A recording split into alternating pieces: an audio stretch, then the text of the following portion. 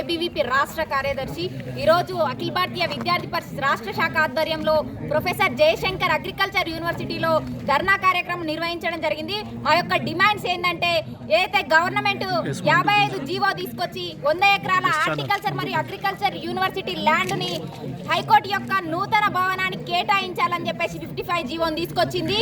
ఇక్కడ అనేక ఏళ్లుగా ఎంతో మంది విద్యార్థులు, ప్రొఫెసర్లు అనేక రకాల పరిశోధనలు చేస్తూ దాదాపు 30 సంవత్సరాల నుంచి పరిశోధనలకు అవసరమైనటువంటి ప్లాంట్స్ కావచ్చు, ఇక్కడ జంతువులు, పక్షులు అనేక రకాలుగా ఎన్నో సంవత్సరాల నుంచి ఇక్కడ ఉన్నటువంటి పరిస్థితి. ముఖ్యంగా ఈ యొక్క ప్రభుత్వం ఎక్కడెక్కడ పాడుపడ్డ భూములు మరియు కబ్జా చేసిన భూములు వదిలేసి ఈ విధంగా యూనివర్సిటీల భూములపైన పడడం అనేది సిగ్గుచేటు. అటు ఉస్మానియా కావచ్చు, కాకతీయ, శాతవార్ ఏ యూనివర్సిటీ చూసినా భూ కబ్జాలకు గురవుతా ఉంది. అంటే తెలంగాణలో ఉన్న విద్యార్థులు చదువుకోవద్దా? అట్లా యూనివర్సిటీలు ఏమనకపోతే యూనివర్సిటీలోనే ప్రతి ఒక్క నిర్మాణం కూడా చేపట్టి శాశ్వతంగా యూనివర్సిటీ మనుగడని లేకుండా చేసే పరిస్థితులు తెలంగాణ రాష్ట్రంలో ఉన్నాయి. గత కేసీఆర్ ప్రభుత్వంలోనే భూ కబ్జాలు అనుకుంటే నూతనంగా ఏరికోరి తెచ్చుకురయ్యా రేవంత్ రెడ్డి, నువ్వు కూడా ఈ విధంగా విద్యార్థి పరిషత్ ఆధ్వర్యంలో హార్టికల్చర్ అగ్రికల్చర్ యూనివర్సిటీ 100 ఎకరాల భూమిని ఈరోజు సీఎం రేవంత్ రెడ్డి, ఈరోజు హైకోర్టు జస్టిస్లు కబ్జా చేస్తున్నారు. దీన్ని ఏబీపీ తీవ్రంగా వ్యతిరేకిస్తుంది. 100 ఎకరాలకు సంబంధించిన జియో నెంబర్ 55ను వెంటనే రద్దు చేయాలని ఈరోజు ఏబీపీ హెచ్చరిస్తుంది. లేని పక్షంలో ఈ యొక్క ఉద్యమం అనేది 15 యూనివర్సిటీల బంద్ పిలుపునిస్తుంది.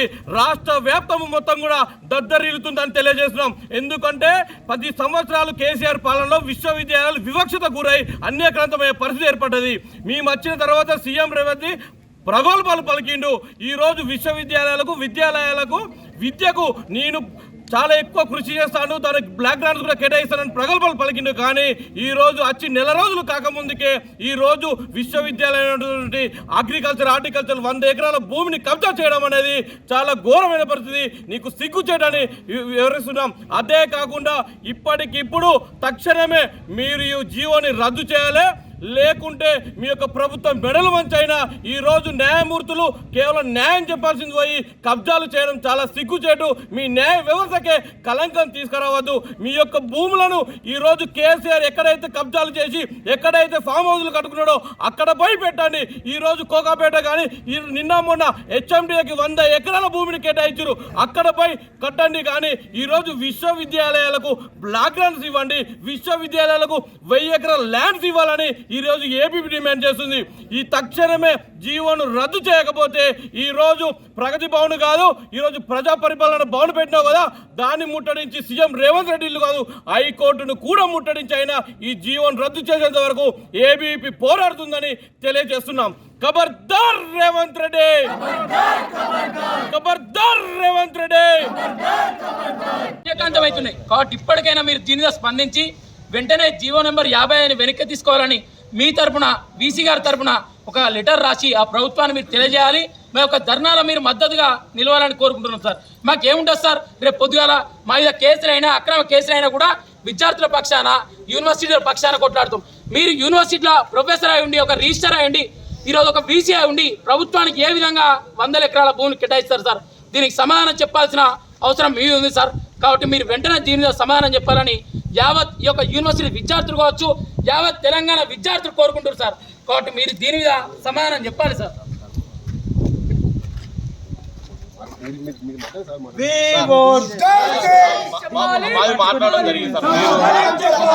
సార్ మీ వర్షం చెప్పండి సార్. మీరు ముంగటండి సార్.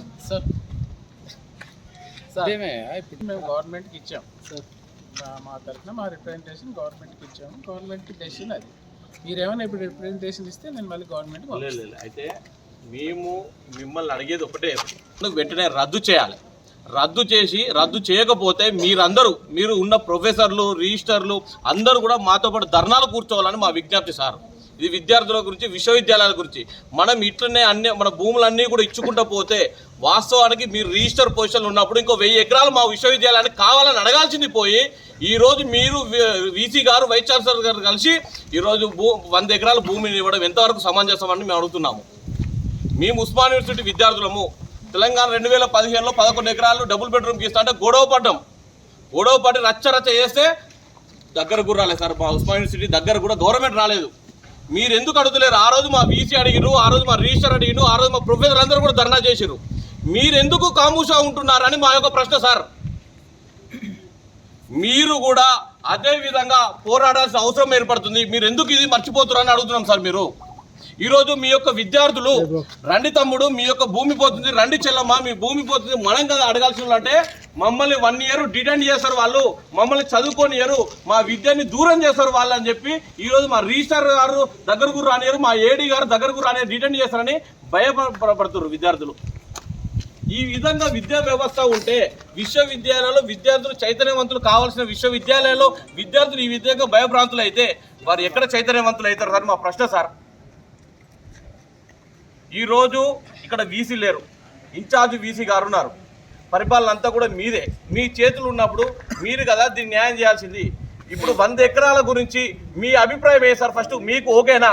మేము అడిగే ప్రశ్న ఏంటంటే మీరు రిజిస్టర్గా ఈ విశ్వవిద్యాలయంలో ప్రొఫెసర్గా మీరు ఉన్నారు కదా, ఇప్పుడు మీ పేరు మీద కూడా చెట్లు ఉన్నాయి సార్. అలా మీ పేరు మీద కూడా చెట్లు ఉన్నాయి, అందులో అగ్రిబయోడైవర్సిటీలో మీ చెట్లు మీ పేరు మీద ఉన్నాయి.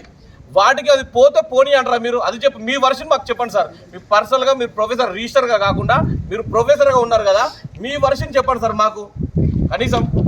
ఒక రిజిస్ట్రార్గా గవర్నమెంట్ చెప్పేది చెప్పాము, రిజిస్ట్రార్గా గవర్నమెంట్కి ఏం చెప్పారో అది చెప్పాము మేము మా రిక్వెస్ట్. సార్ మీరు ఇచ్చిన రిప్రజెంటేషన్ ఇచ్చిన కాపీ ఉందా సార్ ప్రభుత్వానికి? అడగట్లేదు సార్. రిజిస్టర్ అనే పొజిషన్ 2 ఇయర్స్ 3 ఇయర్స్ అంతే బాస్. కానీ మీరు ప్రొఫెసర్ అనేది శాశ్వతం కాబట్టి మీ ప్రొఫెసర్ వృత్తిలో ఉండి మీరు చెప్పాలని మేము అడుగుతున్నాం సార్. మాది మీరు ప్రొఫెసర్గా ఉన్నారు కదా, మీ అభిప్రాయం ఏంది సార్? మీ ప్రొఫెసర్ల అభిప్రాయం ఏందని అడుగుతున్నాం. చాలా మంది ప్రొఫెసర్లు దాన్ని వ్యతిరేకిస్తారు, స్టేట్మెంట్ ఇస్తారు. రిటైర్డ్ ప్రొఫెసర్లు కూడా వచ్చి దాని మీద గొడవ చేస్తారు. అయినా కానీ మీరు మాత్రం ఏం మాట్లాడలేదు. రిజిస్ట్రార్గా